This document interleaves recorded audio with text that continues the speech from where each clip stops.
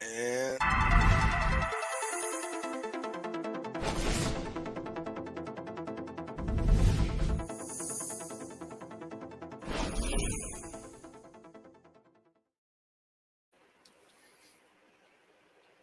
what's up, buddy? What's good, brother? Welcome Couple to days late and a couple minutes late, but here we oh, are. welcome to the Random Thoughts, bro. Yeah, Sunday edition, because Sunday edition. easy like Sunday morning. Ooh, come on now, little Lionel. Let's do it. Real quick before we get too far into this party, gonna throw up the old sponsor. Our favorite Look, seasoning blends are one of them. Willow Seasoning. I know it's my favorite. You guys got to check them out. Head over to willowseasoning.com and at least get yourself the High Elevation SPG, the Memphis Barbecue Blend, and the Feisty Lime. And probably just get both the sauces and go ahead and thank me later. And if you use John Z 2022 at checkout, you can save yourself 10%. So, best boom. seasonings in the Rockies, man. That's what I'm saying.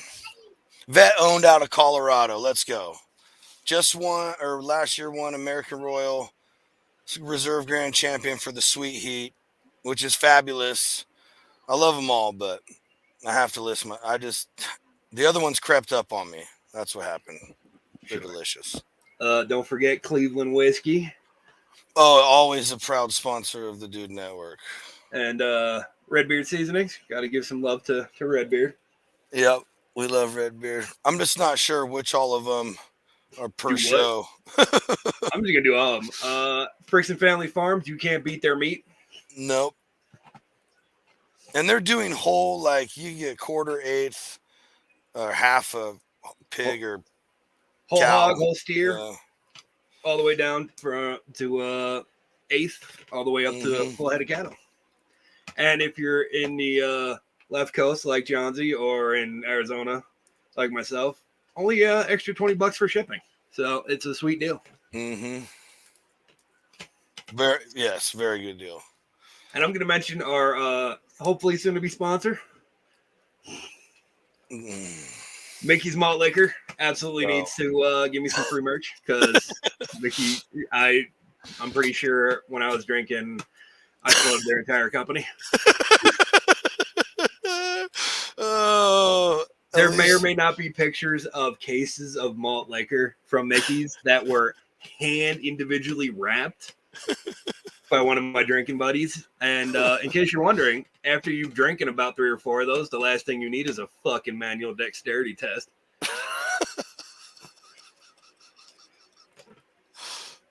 Is that how this happens, right? Yeah. Oh man, So I that's believe that's the dream right there. sure is, man. The Angry Mickey's, Hornet, come on, baby, come on. the mean green Angry Hornet. I'm all about that. Right. So I believe last we left off, we were talking about Spain, and there's a very interesting region in Spain. It's called the Basque, and the Basque are basically a people with no country, sort of. Yeah, I mean, really, because they're an entire different background, history, culinary style, everything, but they just got like stuck in Spain and a section in France. Yeah, it's a very interesting region because there's a lot of overlap because they're kind of in this like gray area between Spain on one side, France on the other, and they have their own cultural ideas, man. They have their own culinary influences from both of these places. We were talking about tapas last week. And Basque tapas is kind of like the mother cuisine when it comes to that. They have very specific ways they do it in a very beautiful and amazing way. Seriously, the tapas scene, like in just like one city alone in the Basque region, like you're like, what the no? These one little.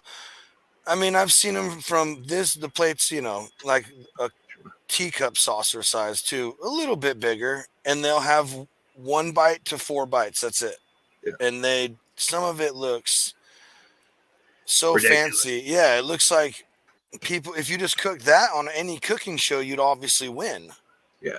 But One of the interesting places, it's San Sebastian is kind of like the mother, the hub of Basque cuisine, man. It's kind of, and we're talking like these pub crawls. You know, you go out drinking, mm-hmm, and the tapas is free as long as you're having their good wine, some good beers. mm-hmm. They will literally set up like 10 different kinds of tapas, and the best thing you can do there is say, in that particular bar, what are you known for? What do you do here? Mm-hmm. And then you eat that, because then you're going to go to the next bar and they're going to do the same thing. You know, And it's nonstop.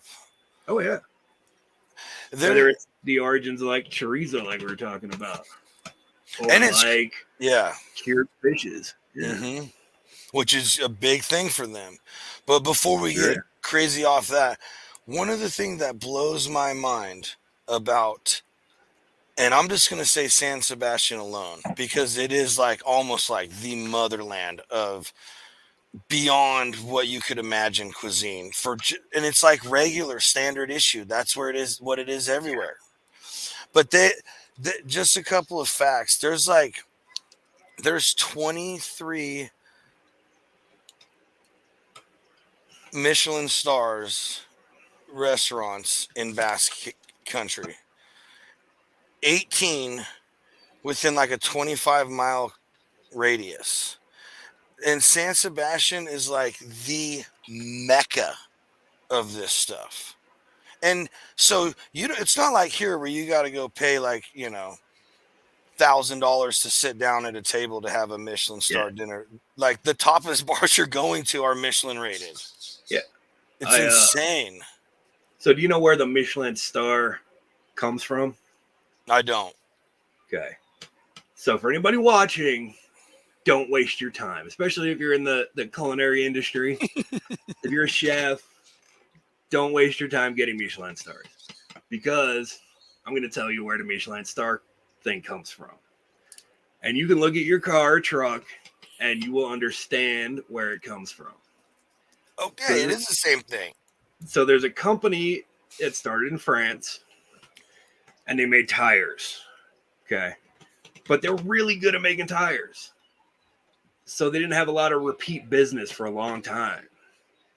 So what they would start doing is, like any company, they have truckers. They have truck drivers.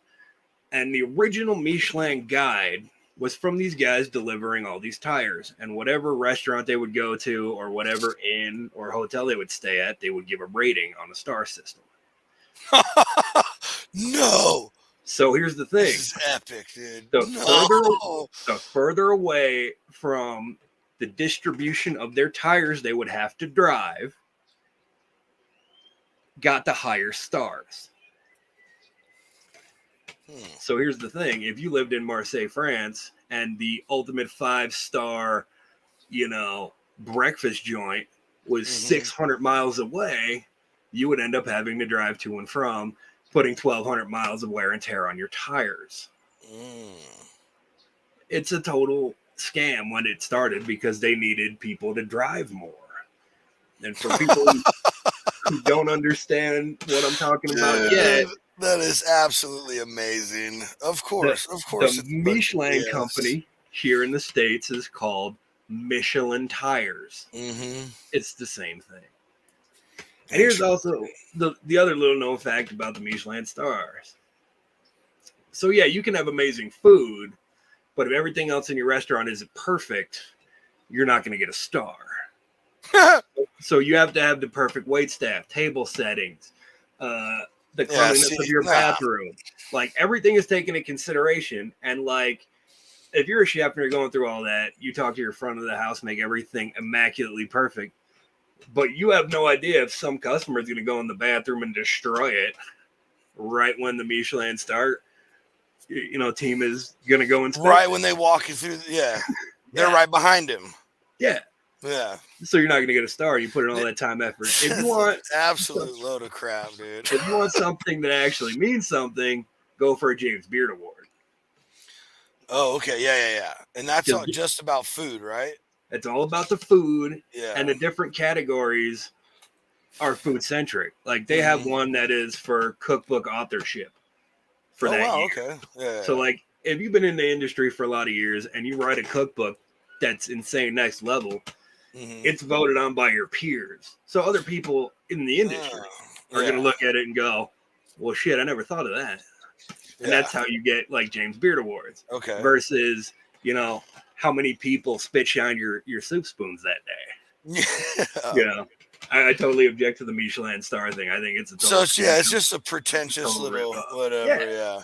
Well, and see, here's the deal. All right, I learned a lesson a long time ago when I was a little kid. Right, I don't know. I was probably like 9 or 10, and my dad goes, "Hey, let's go get a good burger. I want a good burger." In my head, I'm like, "Oh yeah, we're going to Carl's Jr." Right, the better place, sure. and he goes, I go, "Oh, Carl's Jr." And he goes, "No, I'm not eating No, that crap. I'm talking about a burger, Brandon." And I go, he drives me like we're living up just north of Sacramento, and he drives me to like this little shack, dude, a miserable looking. I mean, it was fine, but I'm like, that is not a food place. And he goes, "This, we're gonna try this place," and I go, "I'm not eating here." like sure you are. And best, it changed my life. Best, that's when I found out that there are dives that I will put against. I don't give a crap what restaurant you got to name it. Name it. Yeah. Mm, You know, we're talking about tapas and small plates and a la minute, mm-hmm. and you know, there's a very famous restaurant by a very famous chef in your neck of the woods. It's called the French Laundry, Mm-hmm. and that's what they're known for. Like you'll sit down Yeah, for and like have a $1,200. yeah, $1,200. You're getting a 90 course meal of individual bites, Yeah. and it's cool and everything. But there's that duality when it comes to cuisine. Like you can have the fanciest shit in the world, but you know what? I'll go to the taco truck any day. Like any day. Yeah. Yeah. Straight up, dude. There's times my wife and I'll be like, "What do you want for dinner?" And I'll be like, about ready to cook something too or something. And she'll go, "How about taco truck again?" Yeah. Like, I've had it 3 nights in a row. I'm not even like one of those people like tacos are life. Yeah. That's just how good But a crappy little truck driving around makes delicious food. bro, and we all have, especially if you're from the West Coast or the Southwest, we all have our taco shack. Oh, bud, it We all know our. is. I tell you, mine from high school, dude. It's Elvia's in Turlock right here. I could drive you to it right now. dude, it's fucking Wins in Oxnard, California, man. They're beef and cheese Oh, burritos and tacos with their homemade salsa. yeah. If I'm ever on death row, that's gonna be my meal. Like Right. they're gonna Yeah. have to fucking ship it. I don't give a Yeah. shit. Wherever I'm at, send it to me. For real. That's kind of Oh. the thing, man.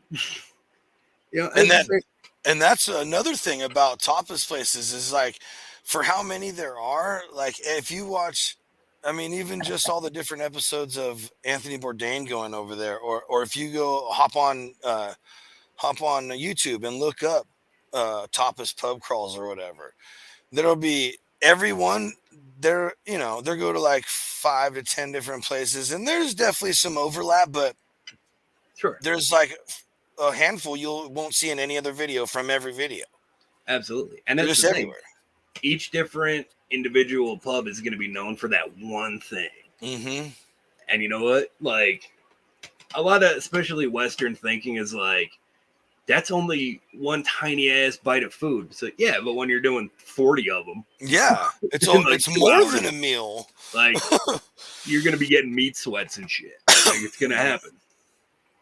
And I mean, if you look up some of this stuff, especially in some of these like really in like San Sebastian and places like that, where they like, I mean, not that anywhere doesn't, but I'm talking like these meccas where Yeah. they really take all this stuff super seriously. Like this is, it's like it's a part of who they are, lifestyle. We do this every day. Their dinner, which is basically tapasing, starts at like 2 to 9, Yeah. It's 2 like a p.m. to marathon. 9 p.m. Exactly. Absolutely. But some of But these dishes are like raw tuna, seared or whatever, like sushi. And then some of it yeah. is that serrano or Iberico hams, where this food is so fresh, so rich, and Yeah, it's with fresh chilies that's grown like a half a mile from this Tapa bar right here, because it's yeah, all about local fresh, that you're getting bombarded with flavor, and you're getting full off 10 plates.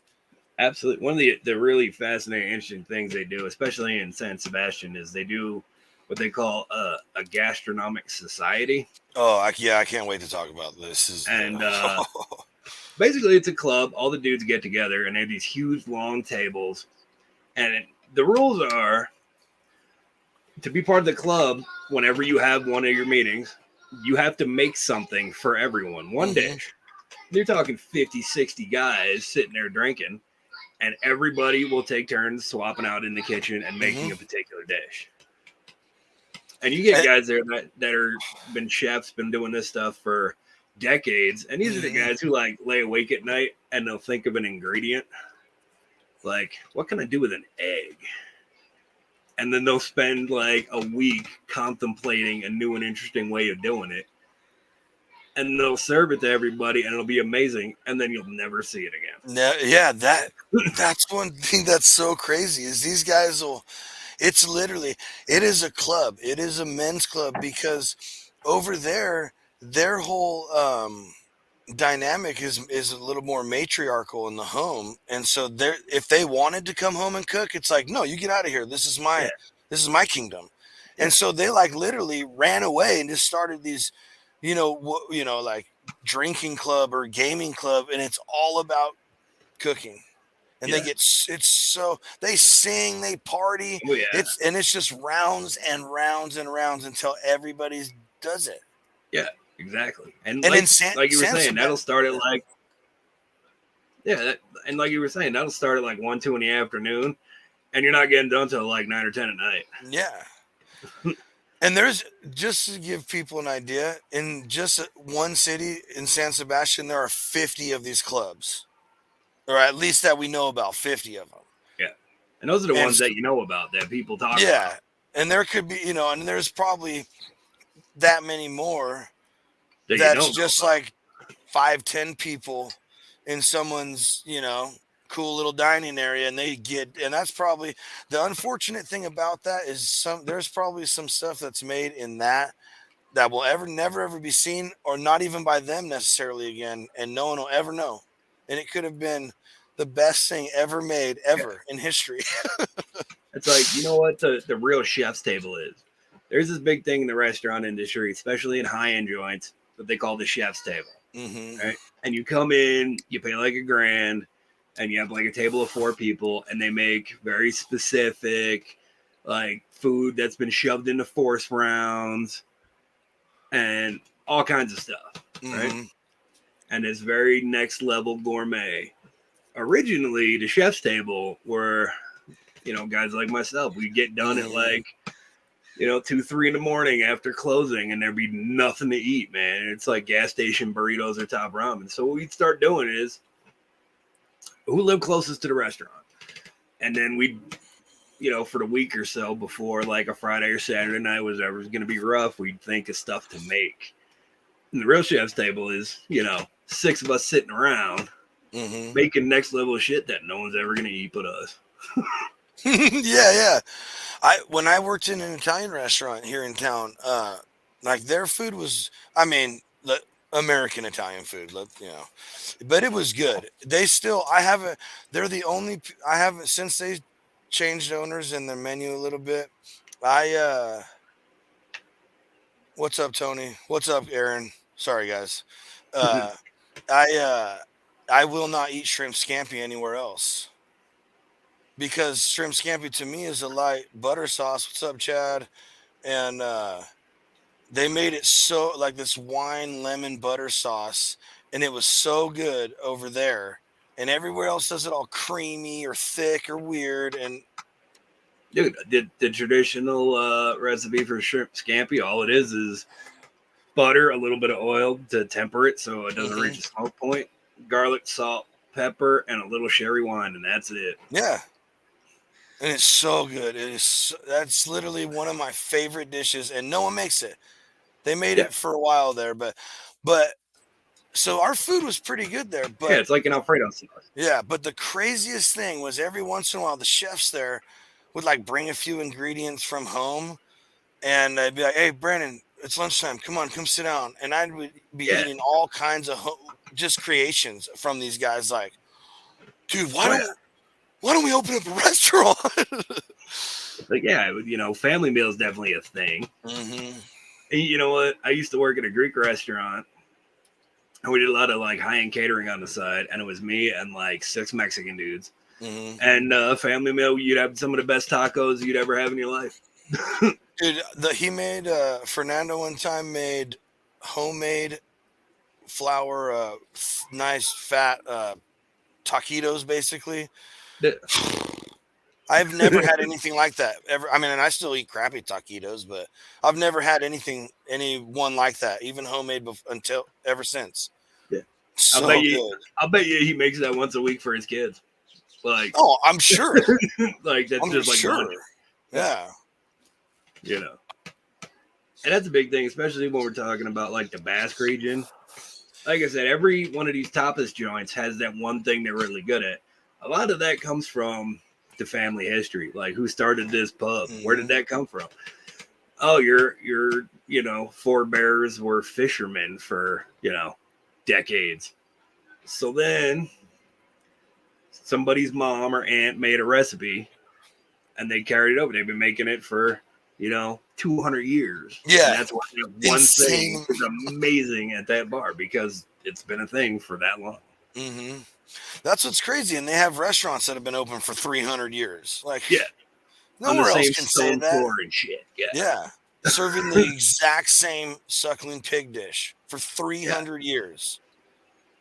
And that's one thing that's crazy that people that trip me out about the Basque region is no one really knows how far back their history goes. And these guys were like, back when Spain was like considered to be the leader of the armadas and all this stuff going all over, the Basque were building their ships. They were kings at building ships because they fished nonstop, and they would go the farthest away to find better fishing grounds away from commercialized fishing grounds. Yeah. And so they had to by nature. So that they have like unbelievable ways of keeping these delicious cuisines or simple cuisines. They know how to preserve them and keep them for months to get out to these fishing grounds, and then the fish they get keep them all the way back. Because one big thing over there, oh, good. Go ahead.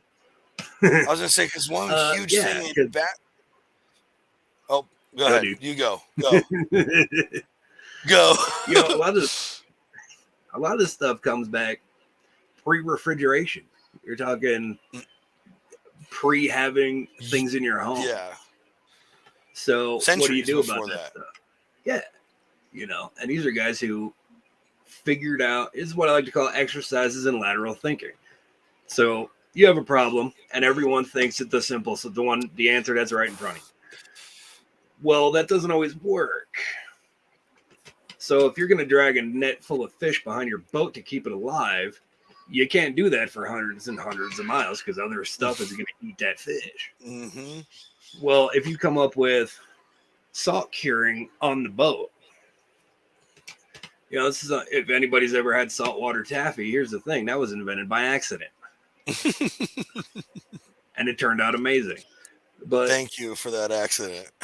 Do you know the story about saltwater taffy in the Jersey Shore? How that happened? I have heard it. I really have, but enlighten us. So back east, there's definitely this big thing about having a candy shop. And, back in the 40s and 50s, that was a big deal. You'd have your soda fountains and your candy shops.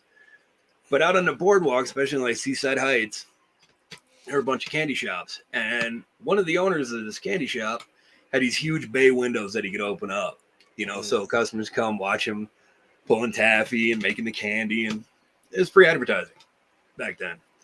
Well, one night he forgot to shut the windows. So all of the salt air from the pier blew onto all of the taffy that he was hand curing that night. And he went, well, to the and he's like, well, it's the only product I have. So he went, all right, whatever, and just pulled it and bagged it and sold it. And it gave him that interesting, sweet, savory derivation in the candy. It gave him that leg up, man. Yeah. And then all of a sudden, people were like selling out of it. Mm-hmm. Yeah. Wild. Because him or some lackey forgot to shut the windows. The same way Post-it notes got here. Really? You know the invention of Post-it notes? No. So the guy was patented and invented Post-it notes, was basically trying to make super glue. He was trying to make a super strong military-grade adhesive. Well, one of his attempts failed, and he put it on this paper to see how long it would stick. And then he realized that he could stick it to something and then peel it off and stick it to something else. And that's how Post-it notes were invented. Yeah. Yeah, that's wild. I wish I need an accident like that. No kidding. That's being the guy who invented that. Right?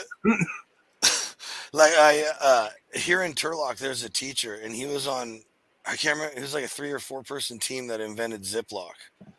And he acts like it is no big deal. Like my buddy, he was a teacher. And he goes, this is a guy, he helped invent Ziploc. And I go, Ziploc? He goes, yeah. Like the bags. Yeah. He goes, yeah. He's all, yeah, I was on the team that helped develop that technology.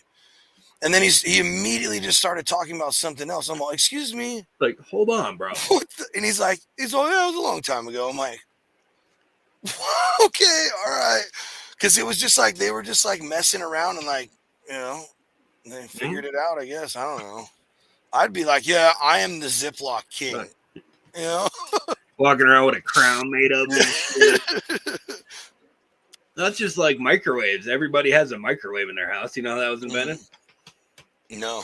So in the 50s, with the advent of sonar and radar on Navy ships, they have these huge dishes that send out different radio waves and different waves that when they hit an object, bounce back, and you receive it in a receiver, and it tells you what the object is.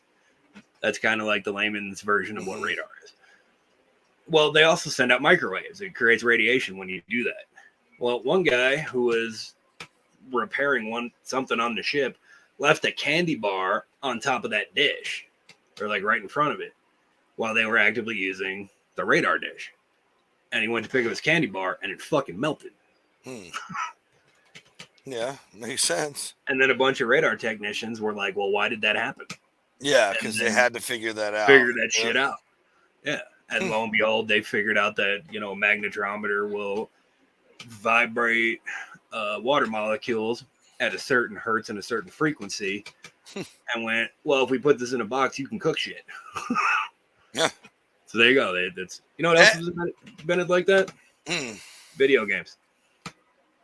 Really? Do you know what Pong is? Yeah. The first iteration of Pong. No, it wasn't. Not the first iteration. I know that. The first iteration of Pong. So when you receive that imagery back from the radar, when you send it out, get out of here. It gets displayed back in the 40s and 50s. It got displayed on this tiny little circular diode that was basically the screen. And 2 radar technicians, send out radars, and usually it's like rocks or, stuff floating around the ocean, whales, fish, whatever. And the thing is, you can dial in those radio waves, and it creates a pattern on the screen. So they sent out the radio waves, and something came back, and they were futzing with the knobs, and they realized they could bounce it back and forth on the screen. And Pong was invented. Dude, my goodness. Thank goodness. Right? Well, actually, no, because I still have never beaten Ninja Turtles original. I don't know anybody who has. No. You jerks. Well, we really got off topic on this one. Yeah, that's why it's the random thoughts, bro. Yeah, no, I love it.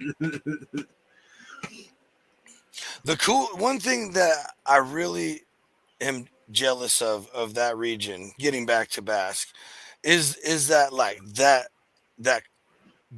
gastronom or however you say it, gastronomic society, just and it's all about hanging out and like, look what I made, taste this, you taste this, no taste, it's all Yeah, just, it's like exactly what, like how American barbecue, like the idea of the American barbecue of hanging out and sharing food. sure. There's something very uh, base in the human existence about creating that Hmm. community and sense of community Yeah. when you're sharing food. I mean, if you Hmm. go pre-antiquity, when you go to Neanderthal times, that was kind of the thing. Was there were hunter gatherers, so Hmm. half of your society would go off into the woods Hmm. and they would gather things, fruits, berries, nuts, stuff like that. And the other half would be the hunters, where they would have to go out and kill something and bring it back. But then you would have this communal life experience, Hmm. especially like, the sun's going down, you have a fire, and you would share what you have. Hmm. And that's something that no matter how far off we get from that life experience, whether it's through technology, social media, there's a big thing about human beings currently that are very self inclined. A lot of us, you sit down, you stare at your phone for 9 hours scrolling through whatever social media you have. Hmm. You get a pizza delivered and then you go to bed. But you know uh, what? There is still somewhere deep from those recesses of prehistory hmm. that, you know, Thanksgiving's coming up. We're going to invite people over. We're Hmm. going to make a bunch of food. We're going to talk. We're going to share a life experience. That's Hmm. kind of the base necessity. So if you're having a meal and you're doing it alone, you're missing out on half of that experience. Hmm. The thing about the gastronomic societies, that's from a base human need for Hmm. human contact. Yeah.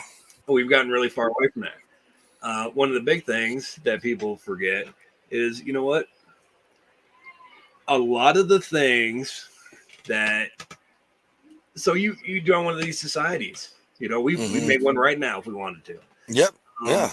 there's two sides of that coin, because if everyone has to make a dish, not everything's going to be a winner. Hmm. Sometimes I'm going to fuck something up, and you know what, the dude next to me is going to go, bro, you did way better last week. Yeah. Yeah. But that's part of the human experience. If you don't tell me Yeah. that I suck at some shit, I'm not going to be able to be better. Yeah. Absolutely. One of the things we get into this topic a lot here on the Dude Network, pineapple on pizza. Is that a thing? No. Mm. And everyone says, well, you work at a pizzeria, because I do. Yeah. I've been in the restaurant industry for years. Mm. Half of my family's Italian. What do you put on your pizza? And I always go to Kevin McAllister. Hmm. They're like, just a cheese pizza, because that tells me exactly who you are, what kind of stuff you're making. You can't hide behind shit. Hmm. you know? Yeah. There's not enough high flavored cheese that you can put on pizza because you would just wreck what people know as a pizza to And that's cover one of up. the You know what I that's mean? Like, things, though. That's the point. is when Like, you muddle down. I know what you're saying because when you yeah, muddle it down with, like, for me, if there was one bell pepper cooked on my entire pizza, I'll taste it on every piece. And it's like, I want to taste the pizza. yeah. And I for don't me, want that's to the taste one bell thing. pepper. If there's only three things to that pizza, if there's dough, sauce, and cheese, if one of those things ain't right, you're gonna know. Like, you're not hiding it over, really strong pepperoni or peppers or onions or a million toppings. Hmm. I mean, I love cheese pizza. I don't. It's not like my go-to order, but I usually just order. My favorite is a white sauce, cheese, bacon, sausage, and pepperoni. That's my go-to. Nice. But see, for me, I gotta have at least a slice of the cheese pizza, man, No, because I I gotta hear know. you. I gotta know what I'm in for. But that's when I like order from like Domino's or wherever. You Yeah, know what I mean? Like I already know what I'm getting. the If I gas go to, station nachos of pizza. It's like, you put enough crap on there so I can't taste your sadness. oh man, But yeah, I like when I go out to like a good place, the only thing at most I'll order is pepperoni at most. Yeah. And that's the thing. That's one of my biggest problems. You know, we're talking about the Oh, Basque look, region look, in look, here we Spain. go. Here we go. Trying to start shit already. No, See, no pineapple. you know, No. like a lot of these cuisines, whether we've been talking about Germany or Spain, the Basque region, all of these have like deep-seated roots and things that have been perfected over Hmm. hundreds of years. And then here we have basically turned it into garbage. Yeah, yeah. Yeah. Like I always like to say, like if you're going to Domino's, if you're going to Pizza Hut, if you're going to Taco Bell, if you're going to Chili's or TGI Fridays, you're just basically eating the gas station nachos of whatever kind of food that is.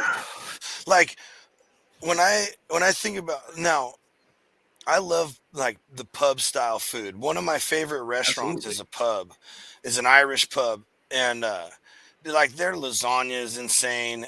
Their corned beef and cabbage got me eating corned beef again. Like I was just over it because I hadn't had any good cooked, and my wife ordered it, tried a bite of it, and it was like, here it is, thank you, real corned beef. Like their food is really good, but like it just kind of makes me jealous of. I mean, it's good. Don't get me wrong. Like pub food's delicious. Well, I love wings and this and that. Yeah, But sure. I'm You know telling what? you what, dude, I would much rather be eating tapas. Some like real food. Yeah. Not even just tapas, which is amazing, but something that someone actually put like forethought into making. Hmm. Something that's not total garbage. you know, and that's Yeah. a big thing. We've given up the life experience for convenience, and that's like I'll die on that hill. I'd rather spend 5 hours, 8 hours making something that's amazing than just going to And that I continually tell people that like you gotta know that the way we think about food and the experience of eating is a lifestyle. It's not like I didn't just decide like, oh, yeah, I'm gonna take hours and hours to smoke meat before I eat it. That sounds fun. I mean, it is fun, but you know what I mean? It wasn't just yeah, like but, I but that's have part to of the do it. experience. I have to do it. I Yeah, have to that's part. like We're big barbecue guys out here on the Dude mm, Network. That's no secret. no. We could just go to the gas station or the local friggin' grocery store and get pre-made, Jack Daniels flavored pulled pork All or day long. ribs, or All day it's long. already pre-made. All I gotta do is throw it in the fucking microwave and you're done. Hmm.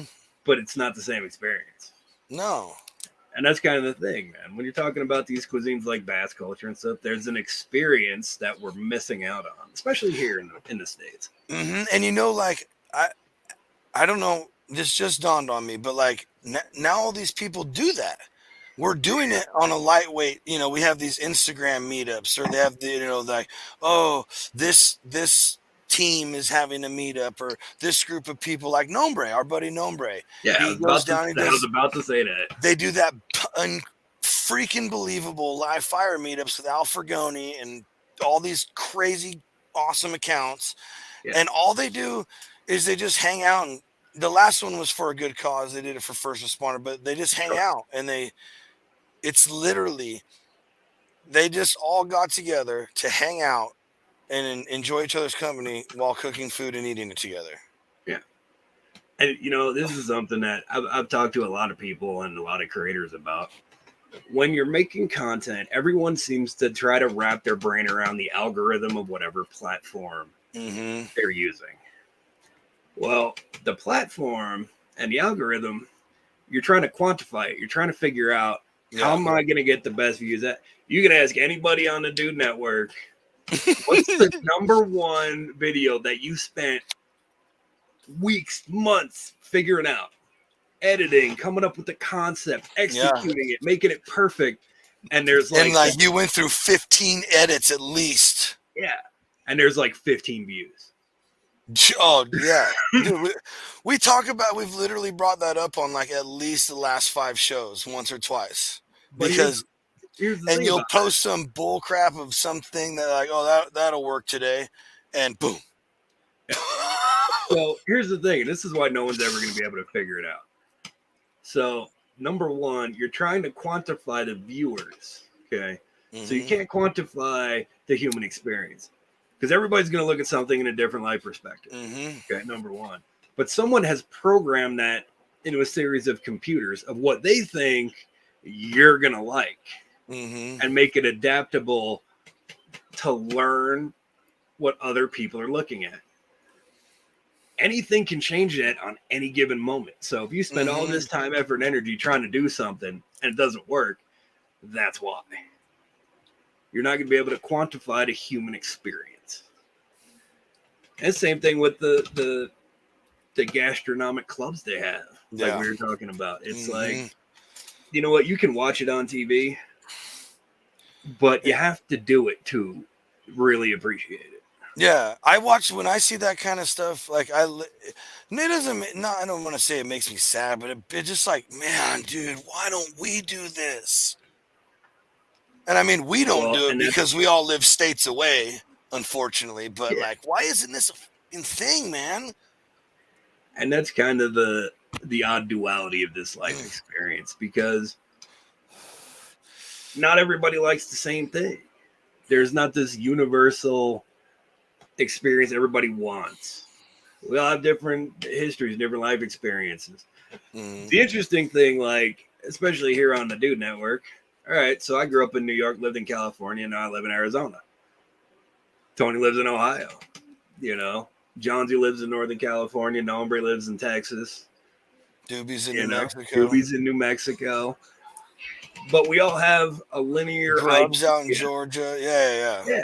But we all have this linear idea that says, all right, we all bring a certain thing to the table yeah. Mm-hmm. and we have like-minded ideas on certain things. Granted, there's a lot of shit we disagree about and have these massive, great debates about, whether it's pineapple on pizza or fat cap up or down, or you know. If you put ingredients on top of chicken wings and change the shape of them, it's no longer called a wing on the menu. But Yeah, I'm not bringing yeah, that up. yeah. We're not talking about chicken lollipops and how you make wings, but you know. But it's still in the same realm. We can all look past that stuff, and we're Yeah. gonna make fun of it. But that's part of the life experience, especially like these gastronomic clubs we're talking about, because it's not just about the food; it's about the experience. Yeah. And in a way, I guess the whole foodie, barbecue, foodie, whatever community on social media is essentially a global gastronomic society. And That's it's kind our, of it, that's kind of the 'cause thing. we're sharing it, we're talking about it, and people are getting together and doing it. But I want that pure, like, where, hey, Rev showing up tonight. I heard he only brought 4 ingredients with him. This is gonna be nuts. Oh, Tony's brought what? Oh, let's see, and then we just get Yeah, into it, man, and have a great from 2 to like 10, and no one cares. That's what you're expected to be doing 3 nights a week. yeah. Like that needs to be a thing Sign again. me up, dude. Sign me up. Absolutely, absolutely. That's kind of, and that's the big thing about food. It's not supposed to be, vacuum sealed, pre-made, full of God knows what kind of nitrates and red dye number 40 Yeah, for you to like stick in the magic microwave box and eat it sad, lonely, staring at your friggin' Instagram feed. That's dude. not What? how life is supposed to be. Hey, what's crazy is here a day in the life of a creator.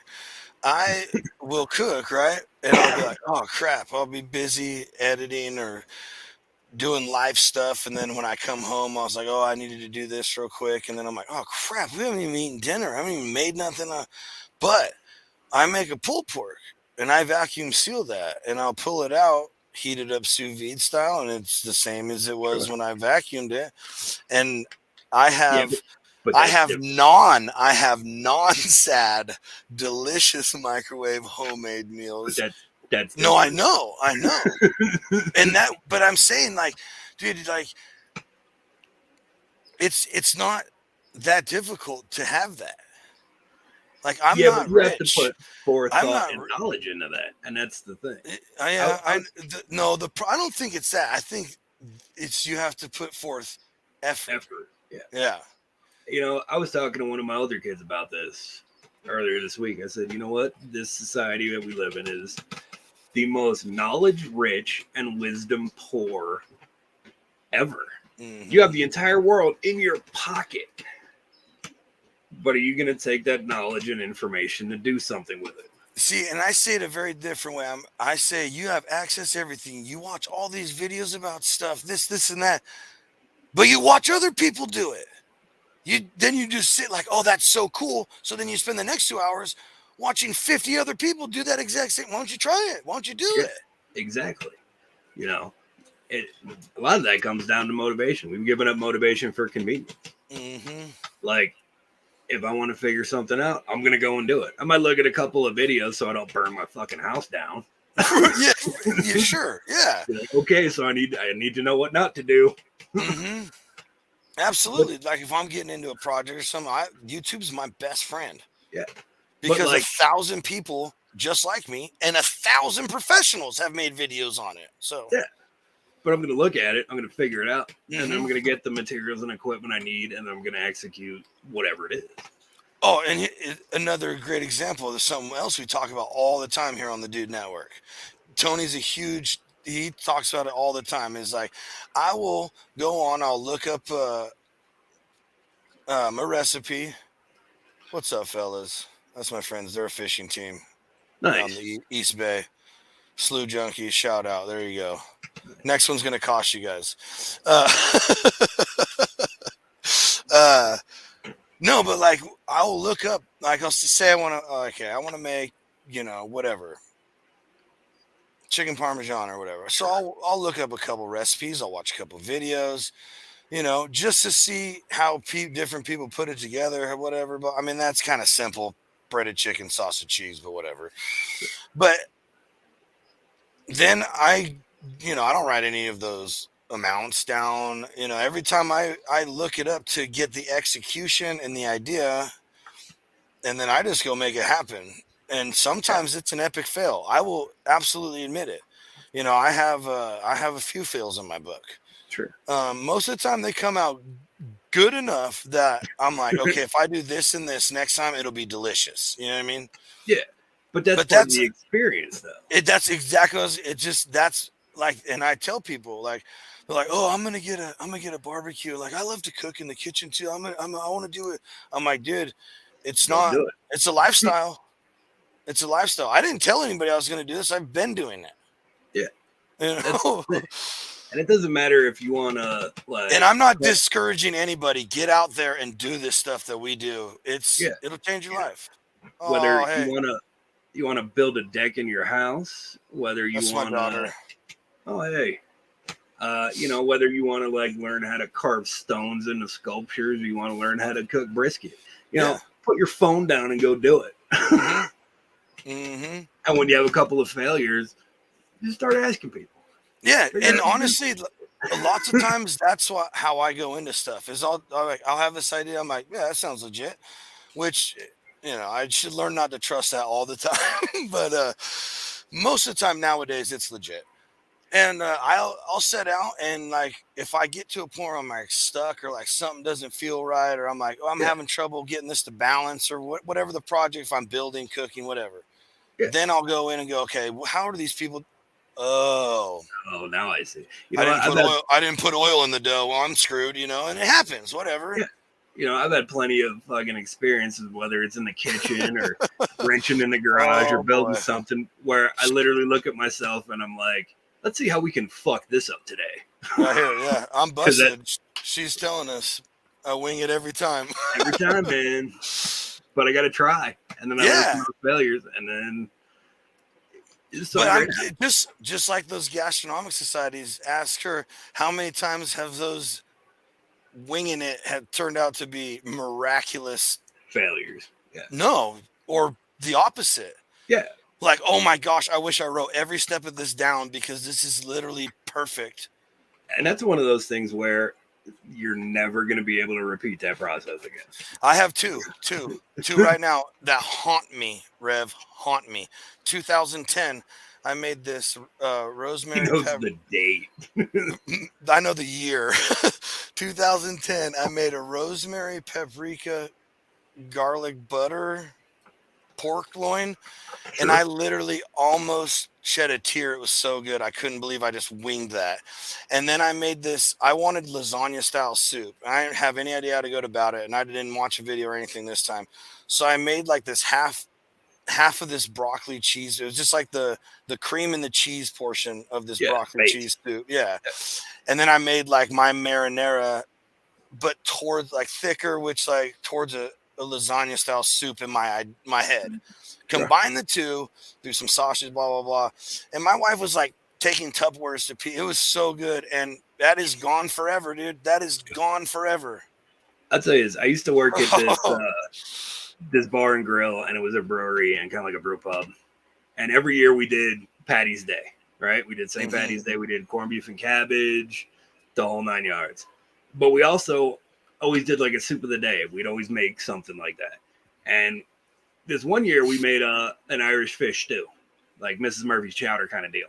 Mm. And the owner loved it. She was like, "That is amazing." Let's put And it the on the next next year came around, and we're getting ready. It's like 2 days before. She's like, "You have to make that Irish seafood chowder."